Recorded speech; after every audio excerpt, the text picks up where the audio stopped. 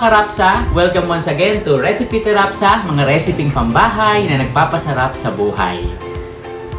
Ngayon, dahil Biyernes, ang lulutuin natin ay tama, munggo. Siyempre, pag may munggo, may katerno yung pritong isda. Nakagawian na nating mga Pilipino, kahit ako, lumaki ako sa matandang bahay, kasama ko ang aking mga lolo't lola. Kapag Biyernes, ang ulam namin ay munggo at usually may katerno tong pritong isda, tinapa or tuyo or kahit anong pritong isda. Yan ay naging tradisyon ng mga Pilipino na nakagawian natin noon pa. Mamaya ituturo ko sa inyo ang ingredients at ang recipe.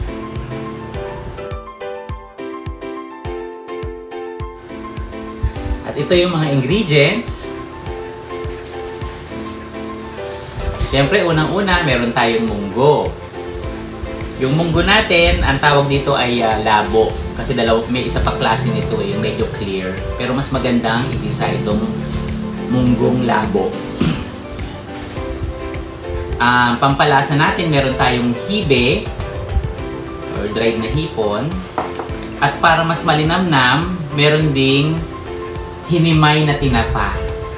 Ito yung isa sa nagpapasarap. At ito pang huli nang nilalagay, chicharon. Kung gusto nyo mas marami, mas masarap. At gulay naman ito na nilalagay, imbis na dahon ng ampalaya, naglalagay din ako ng bunga ng ampalaya. Pwede rin naman. At para healthy, meron tayong malunggay. Ang pampalasa natin dito ay patis. At syempre, hindi natin makakalimutan ang bawang at sibuyas na panggisa. Tapos, as a bonus, magpiprito tayo ng boneless tawilis. Actually, sa palengke ng Pasig, nakakatuwang bumili, no? Kasi nakakabili na ng tawilis na debone.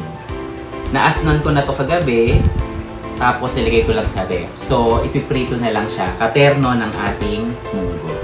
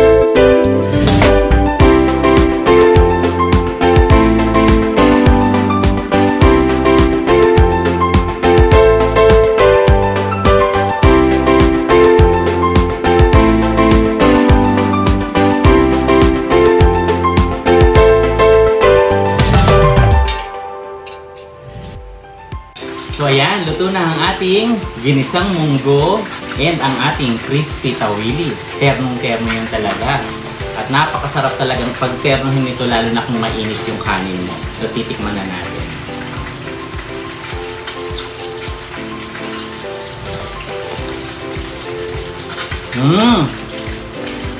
Nako, hindi ako nagbabayas, no, pero masarap talaga.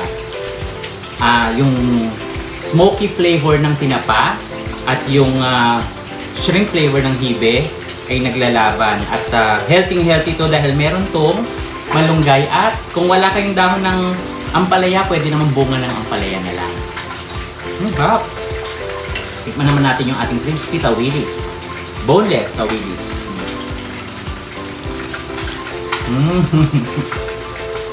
Kailangan talaga ng kanin. Sarap.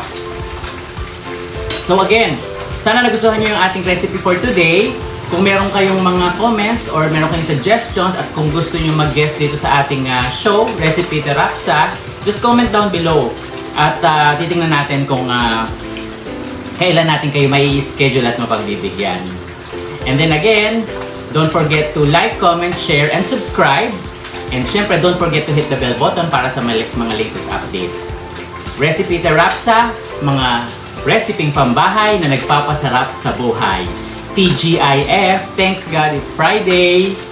Hanggang sa muli. Bye!